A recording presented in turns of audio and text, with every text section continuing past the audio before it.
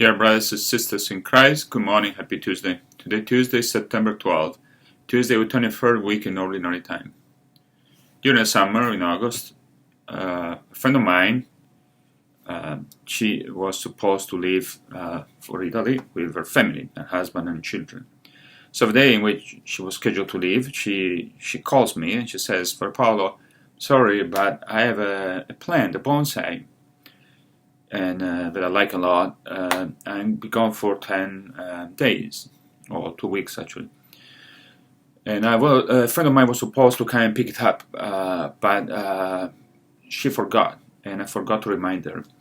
So I'm about to leave. I have no one to give the bonsai to. If I leave it here in my house, it will die without water. In the summer heat, the bonsai will die. Could you take care of a bonsai if I bring it to you on my way to the airport? Could you keep it in the rectory, water it, and take care of it until I come back?" Well, to be honest with you, I'm not good with plants.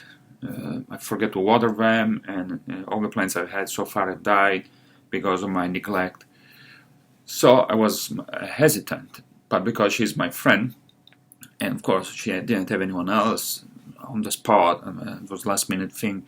She just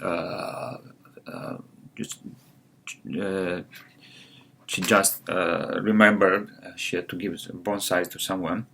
Well, because she's my friend, I said, "Oh, yes, okay, of course, I'll take care of the bonsai." So I took the bonsai in the rectory, and I was alone that 2 weeks, and I watered it, and the bonsai survived, and then I gave it back to my friend. So I share this story with you because it's related somehow with readings of today and with our faith.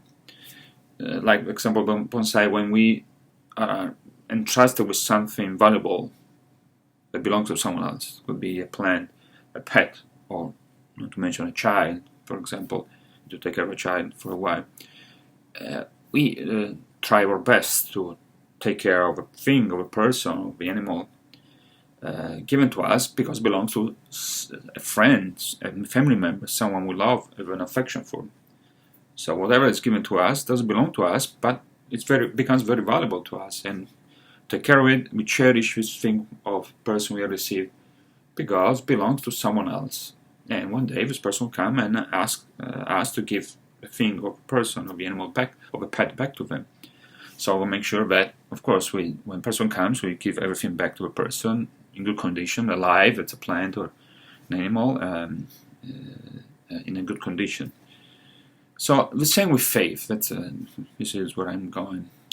And St. Paul says in the first reading, faith is not an empty seductive philosophy. It's not a series of ideas that somebody came up with. It's not something according to tradition of man. Good ideas that man just came up with. But it's something that comes from God. God has entrusted His church with His beautiful gift, the faith. It's called the deposit of faith, the series, the body of revealed truths about God and history and humanity. God has given as church and entrusted the church with the deposit of faith, but it belongs to God. It comes from God. It belongs to God. So the church needs to keep this deposit, this gift that she has received from God, keep its integrity and preserve its integrity until the end of time, when the church will give it back to God. God will claim what belongs to Him back. So that's why the church has always been very, very attentive and careful in preserving integrity and authenticity of the revealed truth. And this role of preserving integrity of the deposit of faith was entrusted by Jesus to apostles, and that's the gospel. The gospel is about Jesus calling the apostles. And the apostles passed this body of truth, the deposit of faith, to their successors, the popes and bishops.